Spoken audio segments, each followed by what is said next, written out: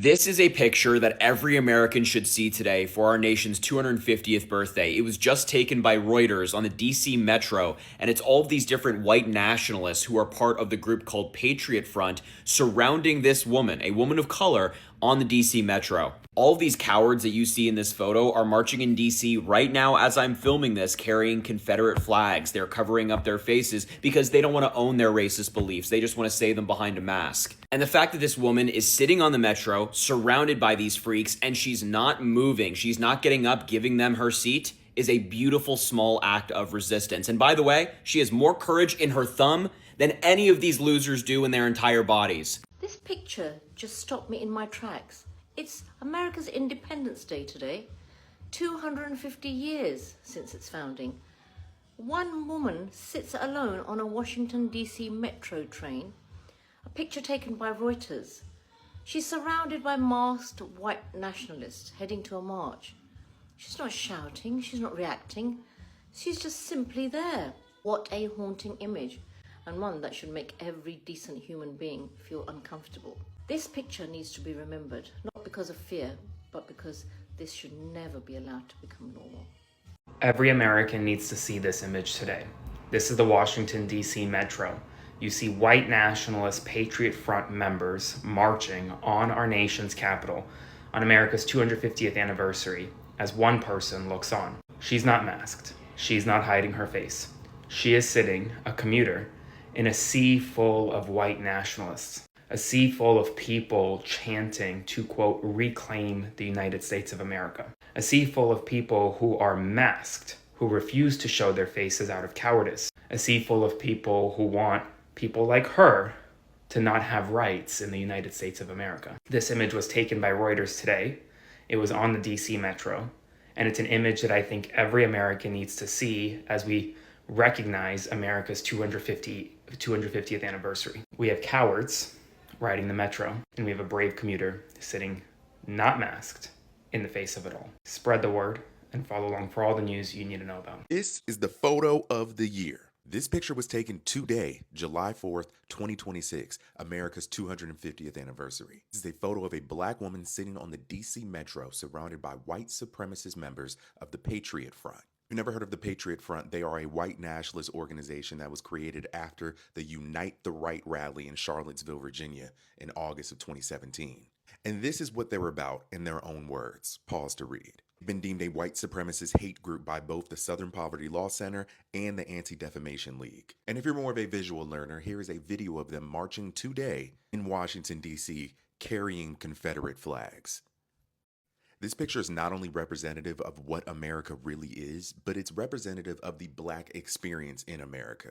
A black woman surrounded on all sides by people who would hang her from a tree if they could. People whose identities are concealed because they're your policemen, your lawyers, your teachers, your doctors, and they'll get to go back to work on Monday. Business as usual. As for that black woman, she has to sit there and stare white supremacy in the face and just be silent.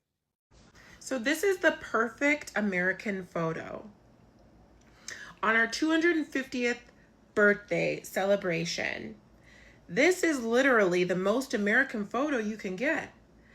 The tension, the inability for the unmasked passenger, the black woman, to move about completely freely with autonomy. There's literally limited space for her to get up or to move. The low passive aggressive energy, the anger, the fear, the discomfort. The Patriot Front has participated in delivering to America on its birthday the most classic American photo yet. This summarizes America at its truest core. You have somebody who is facing all the odds, sitting in the face of danger, in the face of challenges and opposition and stress. And then you have the surrounding system. This is the surrounding system. This perfectly represents our government, our society, our inability to progress, our inability to move forward. If you stripped away the colors in this photo, you could easily make this, you could say it's 1950s, you could say it's Jim Crow era. Jim Crow era, easily. If this were black and white and it had a little bit of wear to it, you know, a little degraded down in the quality. Oh yeah, this reveals to the planet exactly how ill America really is and how much further we have left to go. And it also shows that we clearly didn't do much since the Civil War. We didn't do much for the people that are championing the Confederacy and white supremacy and Jim Crow and racism. It just kind of shines a light very, very vividly and brightly. I think that photos speak 1,000 words. This photo here definitely spoke 1,000 words. All have probably seen this photo that's going viral of this young African-American woman who's surrounded by these racist white nationalists. I'm covering her face because until she says she wants to be public in this way, I don't want to violate her privacy. But let's talk about who this group is. It's been reported that this group is called Patriot Front, and they allegedly split from another group called Vanguard America after the 2017 Charlottesville March. They were chanting "Reclaim America," and part of their manifesto is that America needs a hard reset because democracy has failed, and they identify their forefathers as European settlers. There were about 400 of them marching around DC with their face masks so we would know who they are, because they know there would be consequences if they were known. But they consider themselves to be mainstream according to people who study them. But they are, at their core, a white racist supremacist organization. Remember after the Charlottesville rally that was organized by white nationalists, Donald Trump said there were fine people on both sides? Let's see what he has to say about these people marching in DC today. When we look back in history on America celebrating 250 years of history, this image is going to be in the history books, because as we are trying to celebrate 250 years of freedom, not 250 years of freedom that Black Americans have, these people want to, quote unquote, take their country back. Meanwhile, this Black woman has to be on a train ride with all of these people who hate her for just existing. And you can tell the level of unbothered that she has. It's like, y'all ain't gonna do nothing. Y'all all talk. That's why y'all have to wear masks and cover yourselves to begin with. But yes, when we look back in history on America 250 and how divided America is, this picture will signify so much. Because yes, these men, they took their time on the 4th of July, the one 4th of July that's celebrating 250 years, and they wanted to make a statement. And the only statement they made is America hasn't progressed as much as people wanted to believe. They want to bring us so far back to where they're putting a certain people on a pedestal, and America isn't going back. So this picture will go down in history books. How would you describe the tough times of the 2020s? And they will use a photo like this. This picture right here was taken on July 4th on America's Independence Day. The Black woman, she is surrounded by racist white men who do not believe she deserves to be an American. Those racist men are in a group and it's called Patriot Front. But before that, they were in a group called Vanguard. This right here is the logo. One day in 2017, a statue of a very racist man is getting removed. This made a lot of racist people very mad. You see this man right here with the shield? He drives his car into a group of people. This kills an innocent woman named Heather. 30 other people are injured. This woman, she was not on the wrong side. She was against the racism and white supremacy that Vanguard was pushing. And this man, he took her life. After this event, the story was everywhere. This was a lot of bad publicity for a group of white racist men. Because of this, many people left Vanguard. This hillbilly right here, his name is Thomas. He would go on to create a new group for racist white men. This group calls itself the Patriot Front. This group proudly says things like non-white people are not American citizens. When you see this group, they are often flying the Confederate flag. On July 4th of this year, hundreds of racist white men put on face coverings and then traveled to Washington, D.C. This group does not believe that black people should be in America. They fly Confederate flags because they miss the times when black people were slaves. And this black woman, she is surrounded by these people. Picture this, you're on the DC Metro just trying to get somewhere on 4th of July. Outside, the city is celebrating America turning 250. By an administration you're acutely aware emboldens racists, supports white nationalism, and celebrates hate. The doors open and you're surrounded. A wall of masked white men floods the car. Navy shirts, khaki pants, tan caps, Confederate flags. Well, for a black woman photographed in that exact car today, it wasn't theoretical, it wasn't a headline, it was her body boxed in by men who believes the country isn't hers to occupy. This image, a black rider cornered in public transit by mass extremists, is extremely representative of the nation and is a microcosm for Trump's administration. The men on that train belong to the Patriot Front, the group born out of the wreckage of Charlottesville Unite the Right rally back in 2017 when Trump said they were very fine people on both sides. After that rally's backlash, the group's founder, Thomas Rousseau, understood that he couldn't use a swastika. That's too outright, that's too in your face. So the symbols changed and they started using the Betsy Ross flags, the red, white, and blue shields, the language of lineage and birthright. What didn't change was the goal, a white ethno state built on the exclusion of black, Latino, and immigrant Americans. Why do they feel safe enough to march unmasked confidently into a federal holiday chanting "Reclaim America" blocks from Union Station? Because extremism doesn't grow in isolation, these sentiments have been permitted from the top down. When political rhetoric at the highest level flirts with the Great Replacement theory, casts immigrants as invaders, and treats multiracial society as a problem to be solved, the rhetoric doesn't stay abstract. White nationalists don't hear policy, they hear that, oh, what we believe is a green light for us to enact this in real life outright. They fought for a nation that was proud of its heritage, that was unashamed to say that America was built by and for the descendants of the European race, that was unafraid to say that we have a culture deeply steeped in the Anglo-Saxon traditions of our forebears.